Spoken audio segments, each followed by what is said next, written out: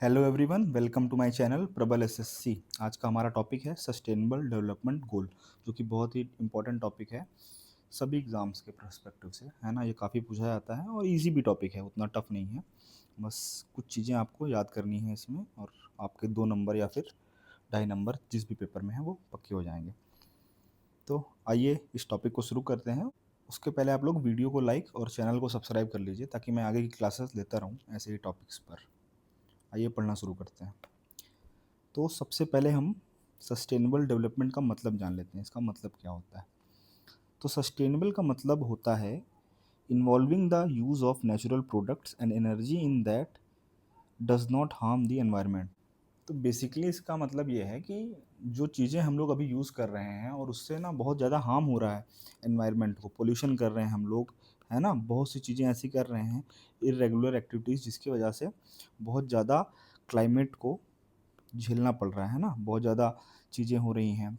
तो अगर ऐसा चलता रहा तो आगे क्या होगा? आगे के जो लोग हैं, फॉर एग्ज़ाम्पल आज से 40 साल बाद या फिर 100 साल बाद, उन लोगों के लिए तो बहुत प्रॉब्लम हो जाएगी क्योंकि हम लोगों ने ध्यान नहीं रखा।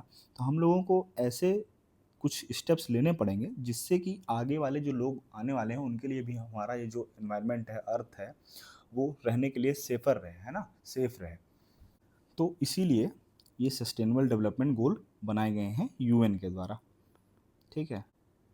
तो इसकी हिस्ट्री पे हम आ जाते हैं ना, सस्टेनेबल डेवलपमेंट गोल कैसे आया, क्यों लाया गया, है ना।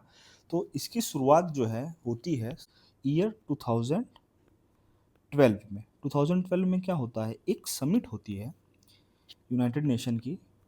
कहाँ पे होती है? रियो दे जनेरियो, ब्राज़ील में होती है ना,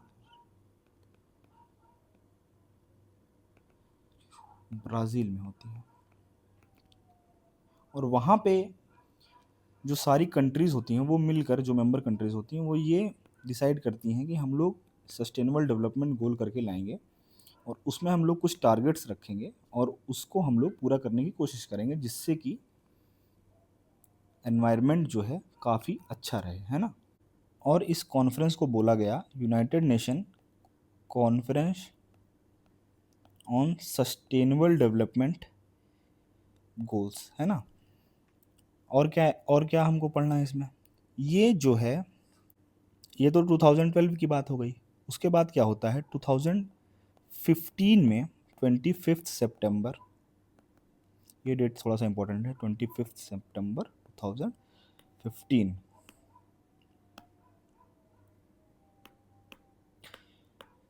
इसमें क्या होता है, 193 मेंबर कंट्रीज जो होती हैं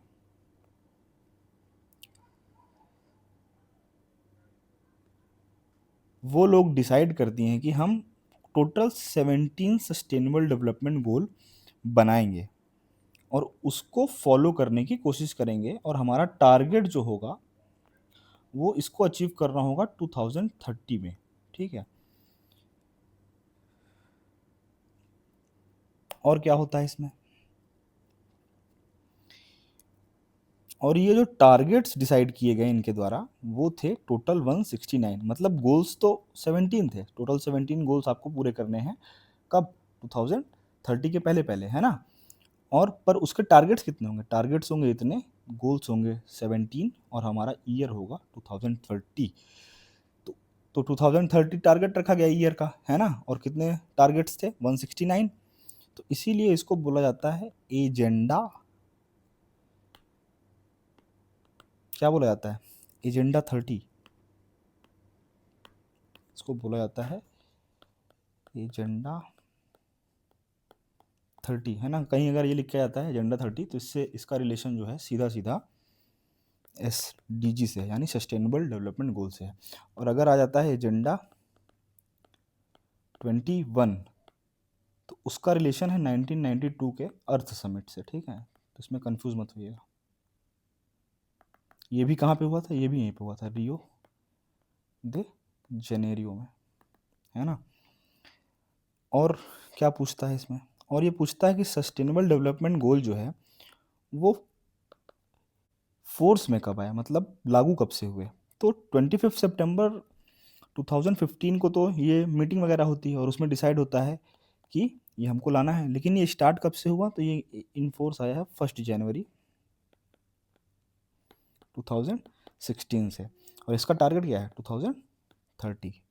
तो इसका ये हिस्ट्री हो गया है ना। और इसकी नीड क्या थी, क्यों लाया गया ये? तो क्लाइमेट चेंज काफ़ी तेज़ी से हो रहा है, जैसे कि increase in atmospheric temperature and extreme weather events. हर साल आप देखते हो गर्मी बढ़ती जा रही है ना। पिछले 100 साल में 1 डिग्री टेम्परेचर बढ़ गया है। 1900 से 2000 के बीच में जो टेम्परेचर है एवरेज, वो 1 डिग्री बढ़ गया, जो कि बहुत ज़्यादा है ना। और हर साल जो है टेम्परेचर बढ़ता ही जा रहा है। और क्या हो रहा है, इससे क्या हो रहा है, एक्सट्रीम कंडीशन क्रिएट हो रही है। और ये क्यों हो रही है? हम लोग जो एनवायरनमेंट के साथ खिलवाड़ कर रहे हैं, जैसे कि एसी वगैरह हो गया, उससे सीएफसी गैसेस निकलती हैं ना, कितनी हार्मफुल है एनवायरनमेंट के लिए। तो इस वजह से ये हो रहा है।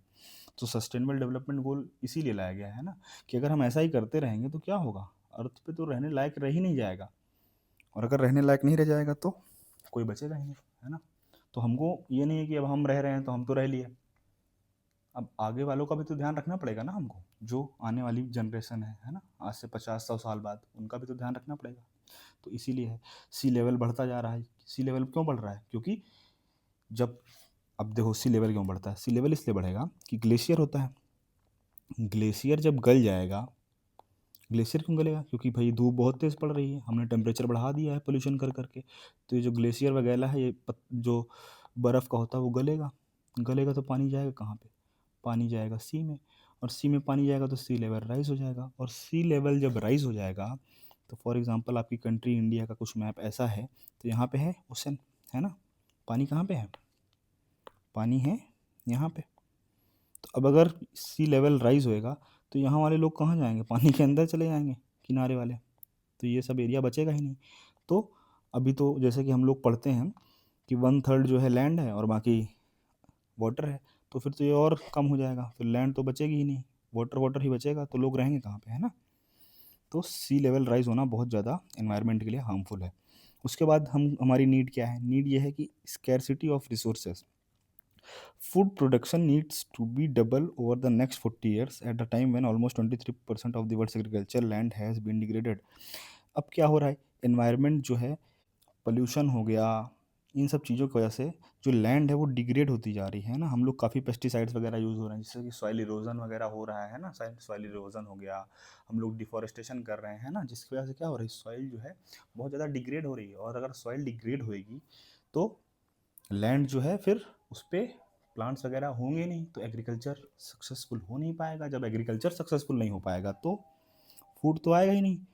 तो फिर क्या हो जाएगा, स्कैरसिटी हो जाएगी। स्कैरसिटी हो जाएगी तो फिर रहना मुश्किल हो जाएगा, हम लोग जिंदा नहीं रहेंगे, मर जाएंगे, है ना।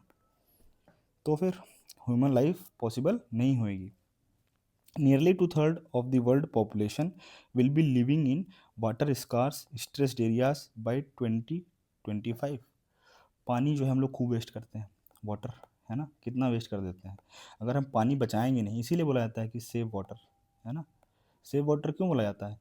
इसलिए नहीं कि हमारे लिए ख़त्म हो जाएगा, इसलिए कि आगे वाले जो जनरेशन आ रही है उनके लिए ख़त्म हो जाएगा। तो सस्टेनेबल का मतलब ही ये है ना, हम एनवायरनमेंट को बिना हार्म किए हुए कुछ चीज़ें यूज़ करें, जितना पानी है उतना ही यूज़ करें, उसको वेस्ट क्यों करें?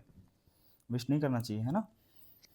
उसके बाद तीसरा जैसे कि रीज़न है over exploitation of natural resources. हमने क्या किया है, हमने जो रिसोर्सेज है उसको एक्सप्लॉइट कर दिया है। मतलब हमने जो है, फॉर एग्जांपल आप फिशिंग का ले लो, फिशिंग में क्या होता है, हम लोगों ने फिशिंग को बहुत अलग लेवल पे ले गए हैं। अब इतनी ज़्यादा हमने फिशिंग को, मतलब वहाँ से फिशेस को निकाला है, मारा है, तो उससे क्या हो रहा है, उनकी जो काफ़ी स्पीसीज़ हैं, जैसे काफ़ी टाइप की फिशेस होती है ना, एक टाइप की है नहीं, तो काफ़ी जो फिशेस वगैरह हो गई, या फिर जो वाटर में के अंदर जो जीव जंतु होते हैं, वो एक्सटिंक्ट हो गए हैं। मतलब मिलियन हैं, मिलियंस में हैं, थोड़े बहुत नहीं है। मतलब उनको हमने ख़त्म ही कर दिया है, उनकी पीढ़ी बढ़ ही नहीं रही है।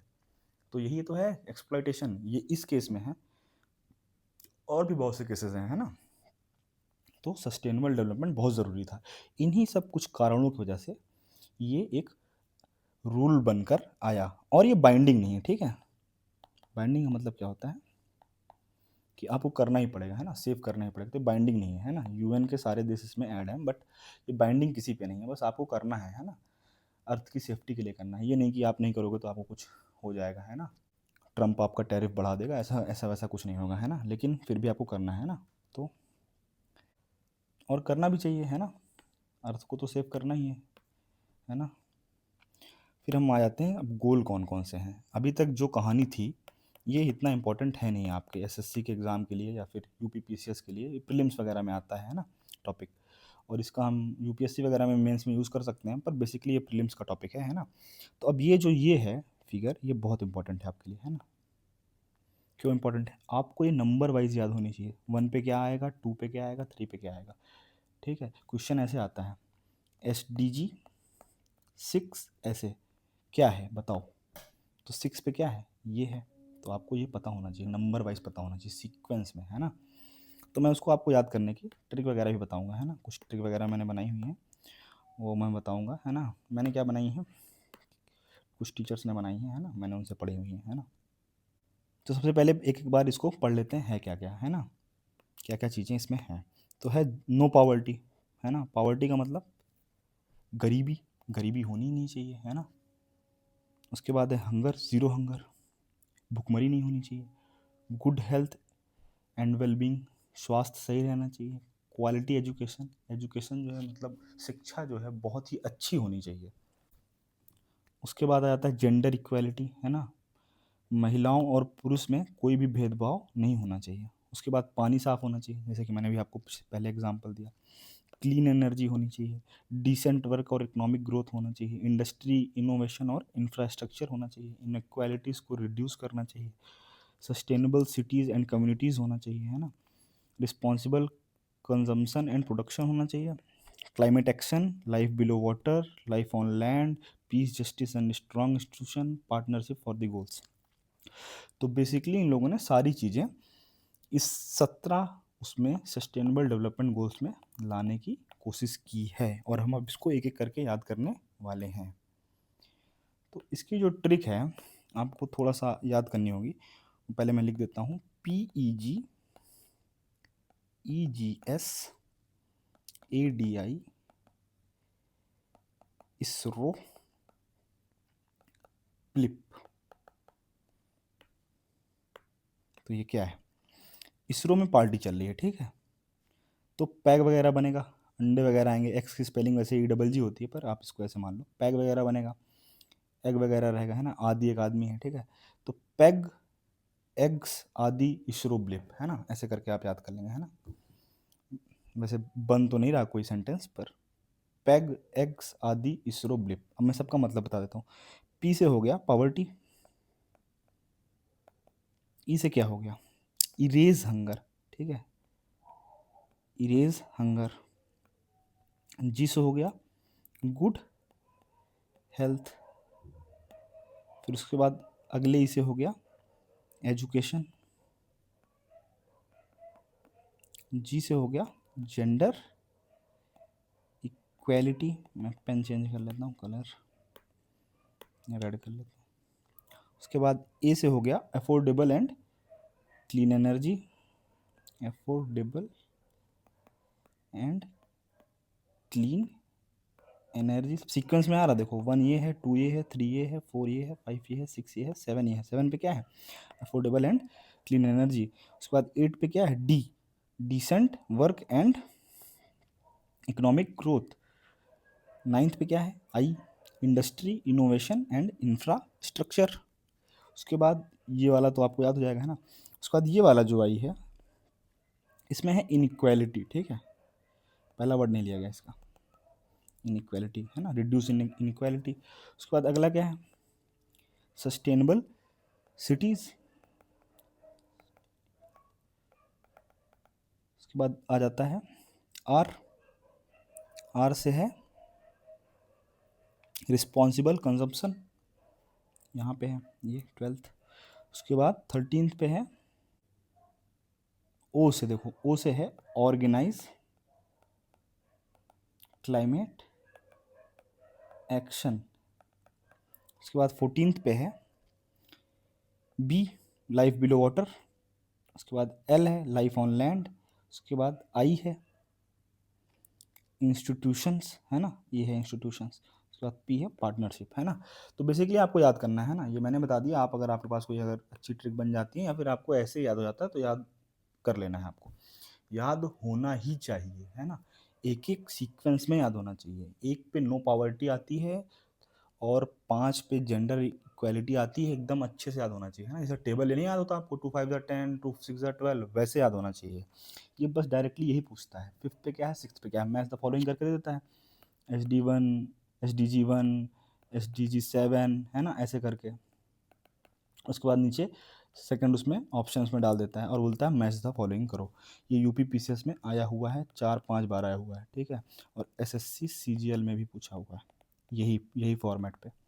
कौन से फॉर्मेट पे, मैच द फॉलोइंग पे। मैच द फॉलोइंग में इसको बनाते हैं। नेक्स्ट हम आ जाते हैं, अब इसके बारे में थोड़ा थोड़ा पढ़ लेते हैं, है ना, क्या क्या है। फर्स्ट पे आ जाते हैं, फर्स्ट सस्टेनेबल डेवलपमेंट गोल। कितने अच्छे अच्छे कलरफुल चीज़ें बनी हुई है ना, देखो कलरफुल पिक्चर्स हैं। और ये मैंने वेबसाइट से निकाली हुई है ना, उन लोगों ने ऐसे ही दी हुई है। United Nation Development Programme. हाँ, और एक चीज़ और, ये तो इनका है, ठीक है। इंडिया में एसडीजी का जो इंडेक्स होता है वो कौन बनाता है, कौन सा जो मिनिस्ट्री है वो बनाती है, या फिर कौन सा आयोग बनाता है। आंसर है नीति आयोग। ये भी क्वेश्चन आया हुआ है, ठीक है। तो आपको ये पता होना चाहिए कौन सा आयोग है। ये इम्पोर्टेंट है थोड़ा सा, क्या बहुत ही इम्पोर्टेंट है। नीति आयोग, नीति आयोग प्रिपेयर करता है। तो नो पावर्टी, नो पावर्टी का मतलब क्या है, पावर्टी को हमको इरेज कर देना है। 2000 के पहले बहुत ज़्यादा पावर्टी थी, लेकिन उसके बाद जो है काफ़ी कम हुई है ना। तो 2015 में हमने सोचा कि जब इतना कम हो गई है तो हम 2030 तक इसको एकदम ख़त्म कर देते हैं। नो मतलब ज़ीरो कर देते हैं, ख़त्म। तो क्या करना है, and extreme poverty in all forms by 2030 के पहले पहले हमको इसको ख़त्म कर देना है ना। अब आ जाता है सस्टेनेबल डेवलपमेंट गोल नंबर 2, जो कि है ज़ीरो हंगर। और ट्रिक के हिसाब से कौन सा है, इरेज हंगर। तो ज़ीरो हंगर में क्या है, ज़ीरो हंगर में हमको हंगर को ख़त्म करना है, भुखमरी एकदम ख़त्म कर दी, एंड हंगर। और क्या है, फूड सिक्योरिटी को अचीव कर लेना है हमको, मतलब हमारे पास खूब जो है फूड ग्रेन्स वगैरह जो है स्टोर होने चाहिए, है ना। और क्या करना है, हमको इम्प्रूव करना है। क्या इम्प्रूव करना है, अरे न्यूट्रिशन इम्प्रूव करेंगे ना। अगर न्यूट्रिशन इम्प्रूव कर देंगे तो ये सब जो हंगर है वो एकदम अपने आप, भुखमरी वगैरह ख़त्म हो जाएगी। और क्या करना है, प्रमोट करना है सस्टेनेबल एग्रीकल्चर को। सस्टेनेबल एग्रीकल्चर का मतलब क्या हुआ, सस्टेनेबल का मतलब क्या होता था, अभी मैंने बताया था ना आपको,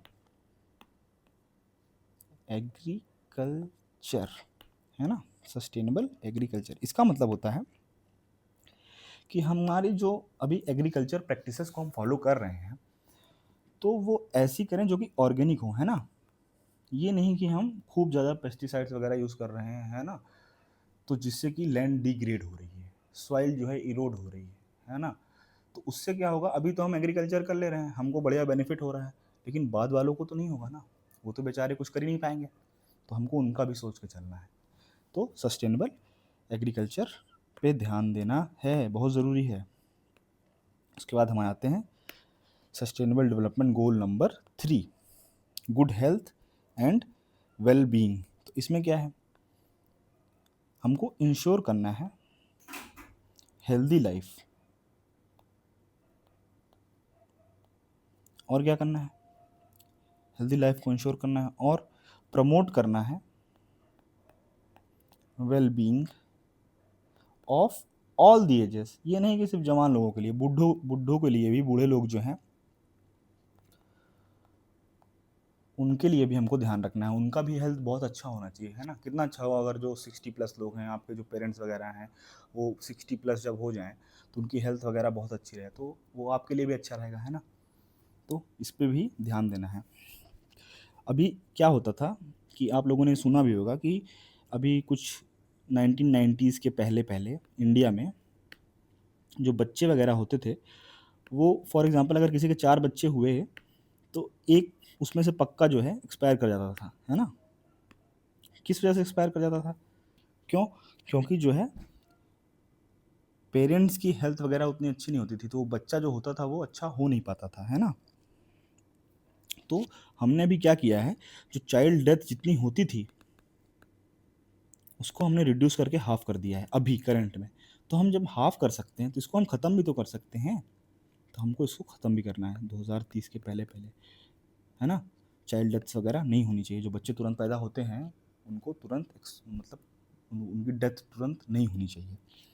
तो इस पे भी ध्यान दिया गया है, ध्यान देना है हम लोगों को, है ना। ये हमारा गोल है, मतलब अभी देना है हमको 2030 तक, 5 साल बचे हुए हैं और काफ़ी अच्छा चल भी रहा है रिजल्ट। नेक्स्ट हम आते हैं क्वालिटी एजुकेशन पे। क्वालिटी एजुकेशन में जो पॉइंट इंपॉर्टेंट है वो है इंक्लूसिव एजुकेशन।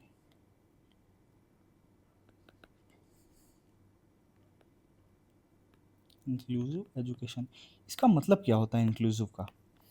इंक्लूसिव एजुकेशन का मतलब होता है कि सभी के लिए सब बराबर हैं, कोई अलग थोड़ी ना है। अगर कोई बच्चा जो है वो अगर अंधा है, या फिर फॉर एग्जांपल कोई जो है उसके हाथ नहीं है, या फिर कोई जो है दिमाग में कम है, और कोई गरीब है, कोई मतलब पुअर है, तो सबको हमको एक जैसी एजुकेशन देनी है ना। और एजुकेशन ये नहीं कि सिर्फ बच्चों को देनी है, बूढ़े वगैरह को हैं, जो सबको किसी ना किसी चीज़ की एजुकेशन हमको देती रहनी है। फॉर एग्जांपल अभी टेक्नोलॉजी आ गई है, स्मार्टफ़ोन्स आ गए हैं, तो इसका भी नॉलेज सबको होना चाहिए, सिर्फ बच्चों को नहीं होना चाहिए, है ना। तो इंक्लूसिव एजुकेशन में सबको लेके साथ चलना है हमको। ये नहीं कि जो अमीर बच्चे हैं या फिर जो दिमाग में अच्छे हैं उनको ही लेके चलना है आगे, हमको सबको साथ में लेके चलना है। तो इंक्लूसिव एजुकेशन पे हमको इंश्योर करना है, हमको इंश्योर इंक्लूसिव एजुकेशन। उसके बाद क्या है, हमको प्रमोट करना है life long learning opportunities for all, जो कि मैंने बताई आपको। हमको ऐसी अपॉर्चुनिटीज़ लोगों के लिए क्रिएट करनी है जिसमें कि लोग हमेशा कुछ ना कुछ सीखते रहें, ये नहीं खाली ना बैठें, कुछ ना कुछ ज़रूर सीखते रहें। पढ़ाई से रिलेटेड चीज़ ना हो गई तो कुछ और ही सीखते रहें। तो हमारा चौथा गोल भी कवर हो गया। अब पाँचवें पे आते हैं हम। पाँचवा है हमारा जेंडर इक्वालिटी। जेंडर इक्वालिटी से पता चल रहा है क्या, मेल और फीमेल दोनों बराबर हैं, अलग तो है नहीं, लड़का लड़की दोनों बराबर है। तो हमको क्या करना है, एम्पावर करना है। लड़के को तो बहुत कर दिया गया है, लड़कियों को भी करना है ना, एम्पावर करना है। वैसे आजकल किया भी जा रहा है, एम्पावर गर्ल्स एंड वुमेंस। और ये मैं क्यों बोल रहा हूँ लड़कियों को एम्पावर करना है, क्योंकि अगर हम लिटरेसी रेट वगैरह देखते हैं तो लड़कों का ज़्यादा है, लड़कियों का कम है, ठीक है। मेन का ज़्यादा है, वुमेन का कम है।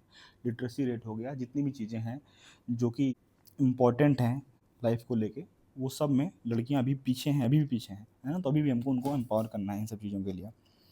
नेक्स्ट आता है क्लीन वाटर एंड सैनिटेशन। ये तो बहुत ज़रूरी है, साफ़ पानी होना तो कितना ज़रूरी है। अभी तो है, अभी भी काफ़ी जो शहर वगैरह हैं, यूपी वगैरह हो गया है ना, यूपी के कुछ जो है गांव वगैरह हैं, वहाँ पे बहुत ज़्यादा पानी ख़राब है। यूपी नहीं, बिहार हो गया, और भी काफ़ी स्टेट्स हैं, साउथ इंडिया के भी हैं, वहाँ पे भी है ना, पानी की बहुत दिक्कत है। तो पानी साफ़ होना बहुत ज़रूरी है। अभी नहीं साफ़ है तो आगे चले कैसे साफ़ होगा, आगे वाले लोगों के लिए भी साफ़ पानी होना चाहिए, है ना।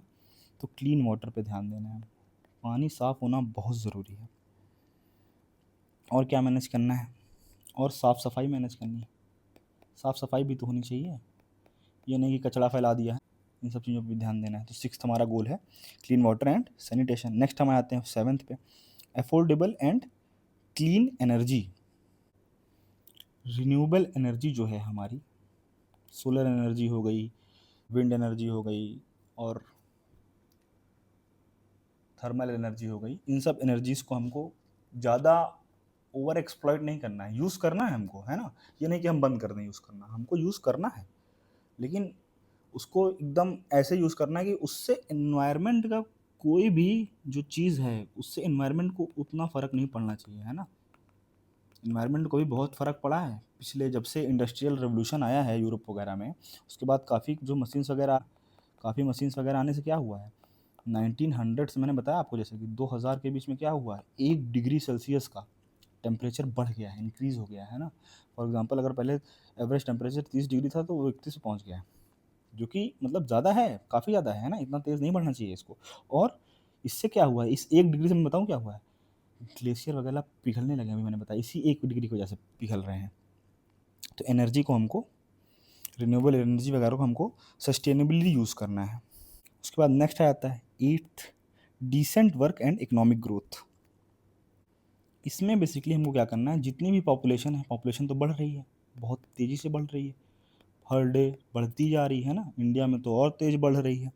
तो इनके लिए हमको क्या करना है, अपॉर्चुनिटी क्रिएट करनी है, जो यूथ वगैरह है, जॉब्स वगैरह की, है ना, वरना जॉब्स वगैरह होगी नहीं तो वो लोग करेंगे क्या? अगर जॉब्स होगी तो क्या होगा, इकोनॉमिक ग्रोथ उनका बढ़ेगा। किसका बढ़ेगा? जिसको जॉब मिलेगी, और जॉब मिलेगी तो गवर्नमेंट उस पे क्या लगाएगी? टैक्स भी तो काटती है। तो अगर टैक्स लेगी तो फिर किसका फ़ायदा होगा? गवर्नमेंट का ही फ़ायदा होगा। तो इससे सबका फ़ायदा है ना। अपॉर्चुनिटी क्रिएट करने से किसका फ़ायदा है? हमारा ही फ़ायदा नहीं, गवर्नमेंट का भी फ़ायदा है, सबका फ़ायदा है। अगर गवर्नमेंट का फ़ायदा है तो हमारी जीडीपी इंक्रीज़ हो जाएगी, और जीडीपी इंक्रीज़ हो जाएगी तो हम पावरफुल हो जाएँगे, है ना। अभी हम डेवलपिंग कंट्री हैं, फिर हम डेवलप कंट्री में आ जाएँगे।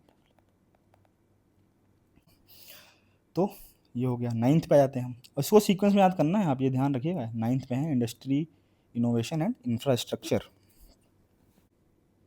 टेक्नोलॉजी जो है वो काफ़ी एडवांस होती जा रही है पर डे, जो कि होते रहना चाहिए। तो ये बहुत अच्छी चीज़ हो रही है ना, टेक्नोलॉजी जो है एडवांस होती रहनी चाहिए, और हमको इसको प्रमोट करना है। क्या करना है? इसको प्रमोट करना है। Day by day technology should be improving, but कैसे इम्प्रूव करनी चाहिए? एनवायरनमेंट को हार्म करके नहीं इम्प्रूव होनी चाहिए, बिना हार्म किए हमको इम्प्रूव करनी है। और इस अगर ये इम्प्रूव होगी तो क्या होगा?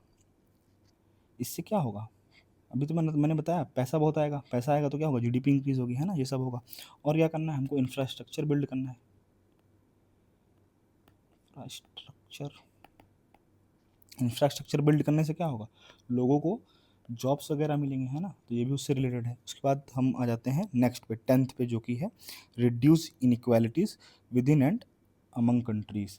अब देखो क्या है, ये देश है, फॉर मान लो इंडिया, ये है चाइना। अब इनमें तो बहुत वो है, लड़ाई वगैरह है ना, पाकिस्तान से भी है। तो हमको बोला गया है कि हमको इन दोनों से इनइक्वालिटीज़ को रिड्यूस करना है। सभी कंट्रीज़ को एक दूसरे के साथ भाईचारे के साथ रहना है ना। उससे क्या होगा, अगर लड़ाइयाँ नहीं होंगी तो हमारा क्या होगा? ट्रेड वगैरह अच्छा हो जाएगा सबका, और ट्रेड वगैरह अच्छा होगा तो ये जो है वॉर्स वगैरह नहीं होंगी, वॉर्स वगैरह नहीं होंगी तो पोल्यूशन नहीं होगा, क्योंकि वॉर वगैरह में बॉम्ब्स वगैरह बहुत लगते हैं ना, तो इससे ये भी फ़ायदा है हमारा एनवायरनमेंट के लिए।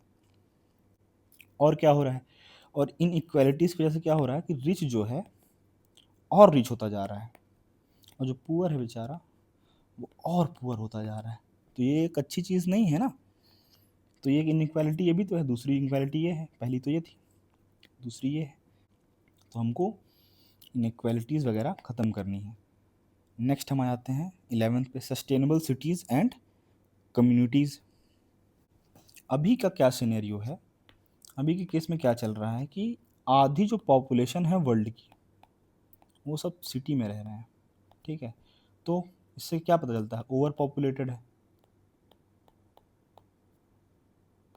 अभी जो है कंडीशन है। तो इससे क्या हो रहा है, अब जो आगे वाली जनरेशन आएगी वो बेचारी कहाँ रहेगी? सिटीज़ तो और बढ़ जाएंगी, ठीक है, मैं मान लेता हूँ, लेकिन रहने लायक जगह रहेगी उनके लिए? बचेगी? नहीं बचेगी, है ना। तो हमको इसको भी कुछ करके कम करना है। तो क्या करना है? टू मेक सिटीज़ सस्टेनेबल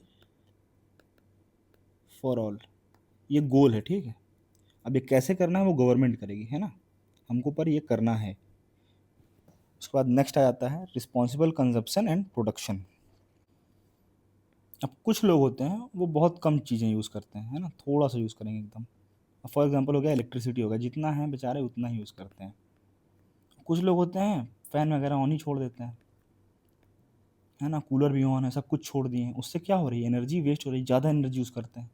अब जितना चाहिए उससे बहुत ज़्यादा यूज़ कर रहे हैं, बहुत ज़्यादा। तो उससे क्या हो रहा है? उससे एनर्जी वेस्ट हो रही है। तो वेस्ट होएगी तो फिर अगर वेस्ट ही हो जाएगी तो आगे वालों के लिए तो बचेगी ही नहीं। तो फिर कहाँ हो गया सस्टेनेबल गोल, हमारा कहाँ पूरा हुआ, है ना। तो हमको एनर्जी वगैरह बचानी है, कंजम्पशन, रिस्पॉन्सिबल कंजम्पशन करना है। हमको इसको ऐसे यूज़ करना है रिस्पॉन्सिबल तरीके से कि जो हमारे बच्चे हैं आने वाले वो इसको यूज़ कर पाएँ, है ना, और जो उनके बच्चे हैं वो भी यूज़ कर पाएँ, और उसके बाद जो उनके बच्चे हैं वो भी यूज़ कर पाएँ। मतलब ये चलते रहना चाहिए इनफाइनाइट टाइम तक। जितना दिन चलेगा उतने दिन अर्थ पे लाइफ पॉसिबल रहेगी, वरना लाइफ पॉसिबल नहीं होएगी। नेक्स्ट पे आते हैं हम, क्लाइमेट एक्शन। ये बहुत इंपॉर्टेंट है ना, 13 नंबर, ये पता नहीं कितनी बार पूछा है, SDG 13, 14, ये कुछ ज़्यादा इंपॉर्टेंट है। उसके बाद ये 6 वाला भी बहुत इंपॉर्टेंट है, क्लीन वाटर वाला, इसको भी काफ़ी बार पूछा है। 13 पे आते हैं, क्लाइमेट एक्शन। इसका जो मेन गोल है वो है टेक अर्जेंट एक्शन। अर्जेंट मतलब तुरंत, इसीलिए इंपॉर्टेंट है। Urgent action to combat climate change and its impact.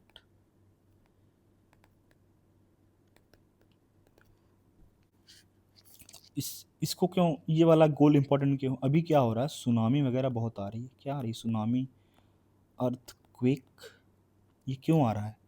Cyclone हो गया, ये खूब आता है। ये क्यों आता है? क्यों? क्योंकि हमने जो है कुछ अच्छे मेजर्स लिए नहीं लाइफ में, है ना। हमने जो है एनवायरनमेंट के साथ खिलवाड़ कर दिया है। हमने क्या किया है, गैसेस जो इम्पोर्टेंट नहीं है उसको खूब ज़्यादा यूज़ कर दिया है। हमने क्या, जो यूरोप वगैरह है उसने जब इंडस्ट्रियल रेवोल्यूशन आया तो उन लोगों ने खूब यूज़ किया है ना। अभी हमको मना करते हैं पर उन लोगों ने खूब यूज़ किया, जिसकी वजह से ये हाल हो गया है। और क्या है, और जो लैंड लॉक्ड कंट्रीज़ वगैरह हैं वहाँ पे सिचुएशन जो है काफ़ी केओस क्रिएट हो जाता है। और आइलैंड कंट्रीज़ पे भी, जो आइलैंड पे हैं वहाँ पे क्या होता है, सुनामी आती है। जैसे जापान में क्या है, जापान जो है आइलैंड कंट्री है ना, वहाँ पे आप आए दिन सुनते होंगे साइक्लोन आ गया, सुनामी आ गई। और क्या होता है, अर्थक्वेक वगैरह यूरोप में आता रहता है, अभी टर्की में आया। तो ये सब चीज़ें हमको मैनेज करनी है, हमको क्या, गवर्नमेंट को मैनेज करनी है ना। उसके बाद नेक्स्ट पे आते हैं हम 14 पे, ये भी काफ़ी बार आता है। ये नंबरिंग काफ़ी है, ये सब जो 13, 14 है, 6 है, ये सब काफ़ी बार पूछा है ना, तो ये तो एकदम याद ही होना चाहिए। Life below water, life below water, ये फिगर भी इन लोगों को आप देखेंगे तो जो पानी के अंदर है, पानी के अंदर भी काफ़ी रिसोर्सेज हैं, है ना। इंडिया वगैरह है, जैसे कि 200 नॉटिकल माइल तक आप लोगों को पता होगा, आप जो है वहाँ तक आप लोग एक्सप्लोर कर सकते हैं और वहाँ से आप रिसोर्सेज जो है निकाल सकते हैं। जितना भी रिसोर्स इसके अंदर पाया जाएगा वो उस कंट्री का होगा, ठीक है। तो अभी क्या हो गया, हम लोगों ने क्या किया है, इंडस्ट्रीज़ ने क्या किया है, सारा कचरा नदी में डालते हैं, नदी से जाता है समुद्र में, सी में, फिर समुद्र में क्या होता है, खूब ज़्यादा पोल्यूशन हो जाता है, वाटर पोल्यूशन। उसके बाद जो मछली वगैरह होती है नीचे, वो बेचारी मर जाती हैं, है ना। इससे क्या होता है, अभी मैंने बताया था 1 मिलियन स्पीसीज एक्सटिंक्ट पे आ गई हैं। एक्सटिंक्ट का मतलब क्या होता है, बहुत ही भयंकर वर्ड है, मतलब ख़त्म, मतलब आपने इनकी पूरी लाइफ ही ख़त्म कर दी, अभी इनके जैसा कोई होगा ही नहीं, है ना। तो ये भी हमको ध्यान रखना है। हमको ओशंस को जो है कंजर्व करना है, और क्या करना है, और हमको ओवर एक्सप्लॉइट नहीं करना है। क्या नहीं एक्सप्लॉइट करना है, ओवर एक्सप्लॉइट नहीं करना है, क्या बोलते हैं, मरीन जो रिसोर्सेज वगैरह हैं उनको हमको ओवर एक्सप्लॉइट नहीं करना है। और do not to over exploit marine resources. Next पे आते हैं हम, नेक्स्ट हमारा life on land. Life on land, इसमें क्या क्या करना है हमको, इसमें हमारे टारगेट्स हैं, प्रोटेक्ट करना है हमको, और रिस्टोर करना है, और एंड प्रमोट करना है, तीनों चीज़ें करनी है। Use of sustainable terrestrial ecosystem, terrestrial ecosystem, है ना। ये तो हो गया ये चीज़। और क्या इसमें इम्पोर्टेंट है, हमको क्या क्या क्या क्या क्या क्या चीज़ें बचानी है, फॉरेस्ट्स बचाना है। उसके बाद जो है हमको कॉम्बैट करना है डेजर्टिफिकेशन, मतलब डेजर्ट्स वगैरह जो हैं काफ़ी बढ़ते जा रहे हैं। और क्या करना है, हमको सॉइल इरोजन से छुटकारा पाना है। और इससे क्या होगा, हमको जो लैंड डिग्रेड हो रही है, लैंड डिग्रेडेशन से भी छुटकारा मिल जाएगा। और अगर ये सब हो जाएगा तो क्या होगा, एग्रीकल्चर वगैरह जो है खूब होएगा, है ना, एग्रीकल्चर खूब होएगा तो फूड वगैरह जो हमारा गोल नंबर जो 2 था, इरेज हंगर, वो भी तो कवर हो जाएगा। हंगर कैसे कवर होगा? सब एक दूसरे से जुड़े हुए हैं। अगर ये नहीं हुआ, हमने अगर इसको नहीं सस्टेन किया तो क्या होगा? लैंड ही नहीं रहेगा तो हम फूड बना ही नहीं पाएंगे, फूड ग्रेन्स वगैरह एग्रीकल्चर कर ही नहीं पाएंगे, तो फूड बन ही नहीं पाएगा। फूड बन ही नहीं पाएगा तो हम हंगर को ख़त्म कैसे कर पाएंगे? और अगर हम हंगर को नहीं ख़त्म कर पाएंगे तो हम पॉवर्टी को भी नहीं ख़त्म कर पाएंगे फिर। और पॉवर्टी को नहीं ख़त्म कर पाएंगे तो फिर एजुकेशन कहाँ ख़त्म होगा? हम एक क्वालिटी एजुकेशन तो दे ही नहीं पाएंगे ना। जब खाना ही नहीं मिलेगा लोगों को तो पढ़ने कौन जाएगा, है ना? तो सब एक दूसरे से जुड़े हुए हैं। उसके बाद हम आ जाते हैं 16th पे। 16th है हमारा peace, justice and strong institution. हमको जो है प्रमोट करना है भाईचारे को, है ना। और क्या प्रमोट करना है? Peaceful and inclusive societies. Society जो होनी चाहिए हमारी, वो पीसफुल होनी चाहिए। और हमको जो है सबको ध्यान देके चलना है। वो सिविक सेंस होता है ना, सबको ध्यान देना है। ये नहीं कि अब ये गोल बना लिया गया, इसीलिए बाइंडिंग नहीं है। ये सभी को करना ही होगी, बाइंडिंग इसलिए नहीं रखा गया है। उसके बाद क्या करना है? सबको एक्सेस प्रोवाइड करना है ना, जस्टिस का। Provide access of justice to all, ठीक है। और क्या करना है? सबको अकाउंटेबल रहना है। सब चीज़ें आपको करनी है। उसके बाद 17th पे आते हैं हम, जो कि हमारा लास्ट गोल है, वो है पार्टनरशिप फॉर द गोल्स। इसमें क्या है? 193 कंट्रीज जो हैं एग्री हुई हैं इस पे, है ना। ऑलमोस्ट ऑल, टोटल तो 195 ही हैं अभी। तो 193 कंट्रीज जो हैं एग्री किए हैं। तो सभी को, थोड़ी कंट्रीज तो है नहीं, काफ़ी बिग हैं, प्रेटी बिग। ये नंबर छोटा तो है नहीं, पूरी दुनिया आ गई इसमें। सब ने बोला कि हाँ हाँ हम करेंगे, है ना। तो सबको अकेले तो कर नहीं पाएंगे, तो पार्टनरशिप तो करनी पड़ेगी।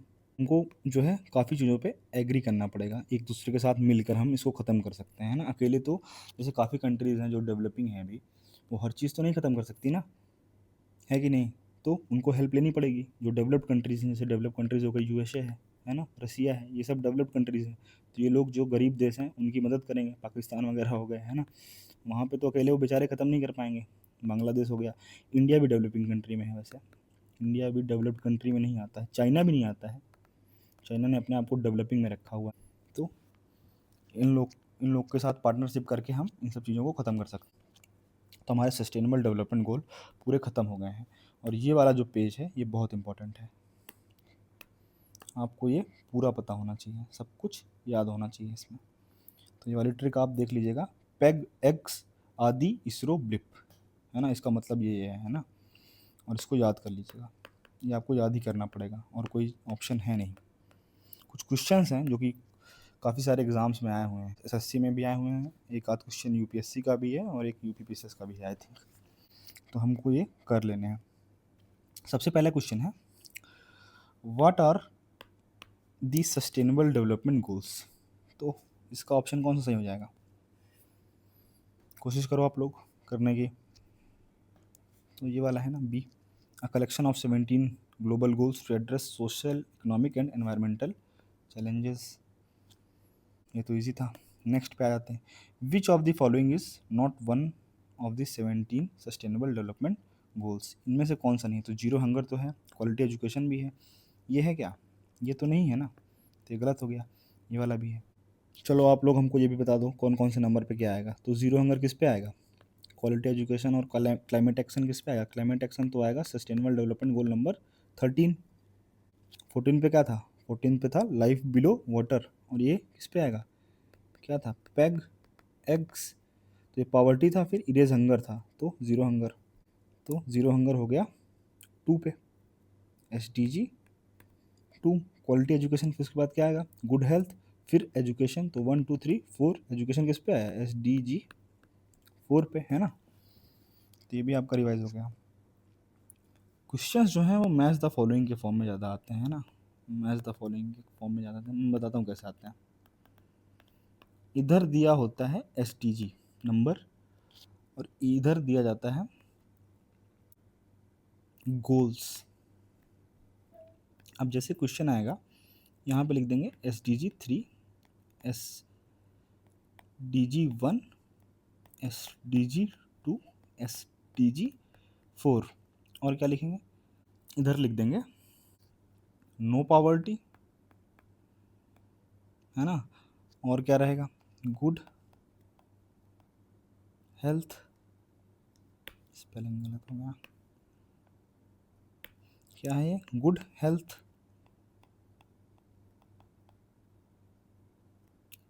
मैं क्वेश्चन बना रहा हूँ, है ना, इसका ये नहीं है ना। उसके बाद और क्या होगा ऑप्शन में, ज़ीरो हंगर और क्वालिटी एजुकेशन। अब फॉर एग्जांपल ऐसा क्वेश्चन आता है, ठीक है, मैच द फॉलोइंग है, ये है क्वेश्चन आपके लिए। अब आपको इसको सॉल्व करना है, ठीक है, और 4 ऑप्शन दे देंगे आपको। तो फॉर एग्जांपल अब इस केस में सस्टेनेबल डेवलपमेंट गोल 1 क्या है, हमने अभी भी पढ़ा, नो पॉवर्टी। 2 क्या है, ज़ीरो हंगर।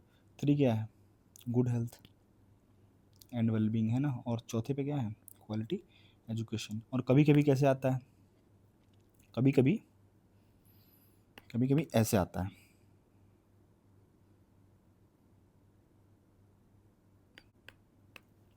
ये ऐसे डैश लग जाता है सबके आगे, और पूछ देता है कि which of the following pairs are correct. तो इस केस में तो एक भी नहीं होंगे, नन ऑफ दिस हो जाएगा, है ना।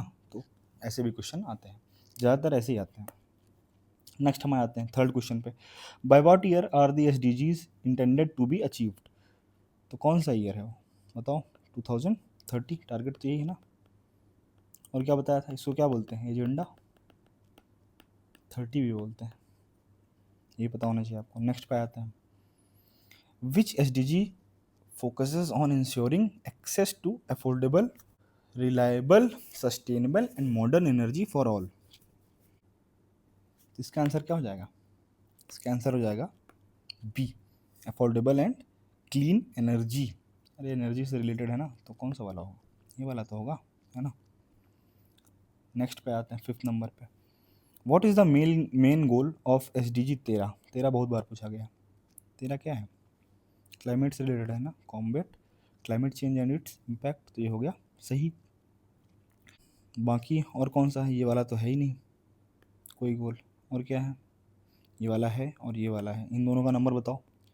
जेंडर इक्वालिटी कौन सा है, SDG 5 है। और रिड्यूस इनइक्वालिटी कौन सा है, नंबर 10, SDG 10, ये तो 13 है ना। तो ये भी हो गया। हम आते हैं नेक्स्ट क्वेश्चन पे, ये वाला है लास्ट। तो ये है आपके लिए होमवर्क, इसको खुद से करिएगा और कमेंट सेक्शन में आंसर बताइएगा क्या है। जो आंसर सही होगा मैं वो पिन कर दूंगा। इसका लास्ट ऑप्शन है, छूट गया है लिखना, मैं लिख देता हूँ, नीदर वन नॉर टू, है ना। तो ABCD में आपको एक बताना है। तो ये टॉपिक हमारा कवर हो गया, बहुत ही इंपॉर्टेंट है, काफ़ी एग्जाम्स में पूछा जाता है ना, SSC CGL वगैरह में तो आएगा पक्का है, किसी न किसी शिफ्ट में आपको देखने को मिलेगा, किसी क्या काफ़ी शिफ्ट्स में, मल्टीपल शिफ्ट में आपको देखने को मिलेगा, ये मैं गारंटी के साथ कह सकता हूँ। So thank you for watching. अगर ये क्लास आपको अच्छी लगी हो तो लाइक कर दीजिएगा और कमेंट ज़रूर करिएगा, है ना, और अपने दोस्तों में शेयर कर दीजिएगा और चैनल को ज़रूर सब्सक्राइब कर लीजिएगा। अगर आप लाइक और सब्सक्राइब करते हैं तो काफ़ी ज़्यादा मोटिवेशन मिलेगा मुझको वीडियोस बनाने के लिए। तो थैंक यू वेरी मच, मिलते हैं अगली वीडियो में, तब तक के लिए गुड बाय।